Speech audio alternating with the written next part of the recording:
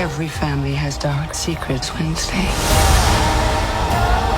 And secrets. Welcome back everyone, it is Amelia. I hope you are fine. One of the most underrated medical dramas of all time adapts a British best-selling book, and it's an unadulterated masterpiece from start to finish. When it comes to the best medical shows, one miniseries, This Is Going to Hurt, is almost always left off the list because it largely flew under the radar outside the UK. The BBC AMC Plus show is based on a memoir titled This Is Going to Hurt, Secret Diaries of a Junior Doctor by Adam Kay. The best-selling book features real diary entries written during the writer's medical training from 2004 to 2010, describing the hilarious and painful realities of being a junior doctor in the underfunded National Health Service. This Is Going to Hurt getting overlooked does not change the fact that it's an absolute masterpiece, on par with the HBO Max hit the pit. The British series deserves so much more praise and attention than it receives. This Is Going to Hurt shows the challenges hospital workers face. This Is Going to Hurt getting overlooked does not change the fact that it's an absolute masterpiece, on par with the HBO Max hit the pit. The British series deserves so much more praise and attention than it receives. This Is Going to Hurt shows the challenges hospital workers face. This Is Going to Hurt is one of the most difficult miniseries to watch for the same reason that it's one of the most important. The British medical series shows the challenges that hospital workers face, zooming in on an obstetrics and gynecology department in an NHS hospital in London. Rather than having heroes and villains, This Is Going to Hurt is packed with realistic characters who are overworked and underappreciated. They work on very little sleep and barely have a life outside of their jobs. Even though Adam Kay created the show, he wasn't afraid to paint himself and his co-workers in a less than flattering light.